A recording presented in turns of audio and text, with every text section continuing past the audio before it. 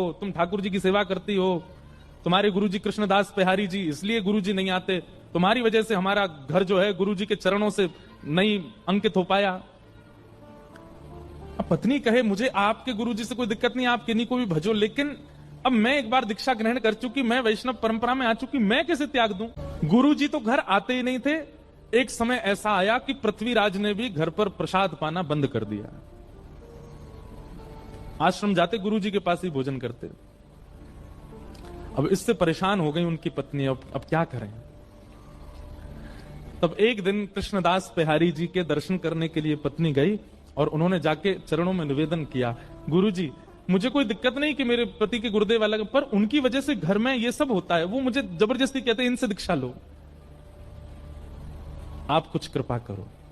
कृष्णदास पेहारी जी ने केवल इतना पूछा, तुम्हारे पति के गुरुदेव वैष्णव हैं कि नहीं, ये बताओ। बोले नहीं, वैष्णव तो नहीं, वो तो तंत्र विद्या करते हैं, नींबू टांग दो, मिर्चियों कर दो, यहां पे ये कर आओ, वहां पे पीछे दिया जलाओ, पीछे मुड़ के मत देखना, ऐसे ऐसे क्रिया करवाते हैं, ये वैष्णव का काम नहीं। तो कृष्णदास पेहारी जी बोले, तुम्हारे पतिदेव के गुरुजी वैष्णव नहीं है?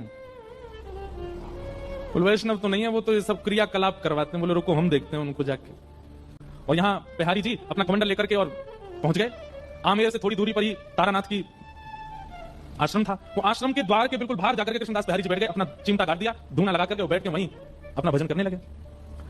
भीतर जाकर किसी ने हल्ला किया, बोले बाहर द्वार पर एक महात्मा बैठ गया, आकर के हवन आदि कर रहा है। तो एक तारानाथ जी ने ऊपर से देखा तो देख करके बोले, इसको हटाने का प्रयास करो, इसको यहां से हटाओ। नहीं ऐसा तो नहीं है अपने भक्ति प्रभाव से हमारी तंत्र विद्याओं को नष्ट कर रहा हो।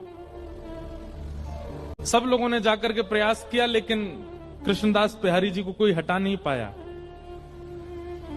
तो तारानाथ ने सोचा इनको तो मैं हटाऊंगा। तो उसने क्या किया, अपनी तंत्र विद्या से शेर का रूप धारण किया।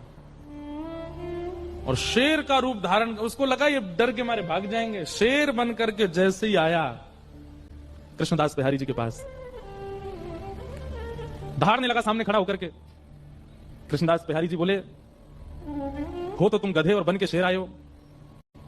कमंडल से जल हाथ में लिया और भजन के प्रताप से उस पर डाल दिया। बोले जो तुम्हारा स्वभाव है तुम वैसे बन जाओ। वो शेर से गधा ही बन गए। और गधा बनकर के महाराज भागे भागे भागे दूर जाकर के कहीं गधा के झुंडन में खड़े हो गए। पृथ्वीराज राजा का नित्य का नियम था कि वो रोज अपने गुरुजी को प्रणाम करने जाते थे।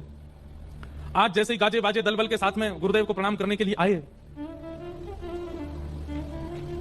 तभी पृथ्वीराज राजा ने देखा कि गुरुदेव के आश्रम के द्वार पर कोई महात्मा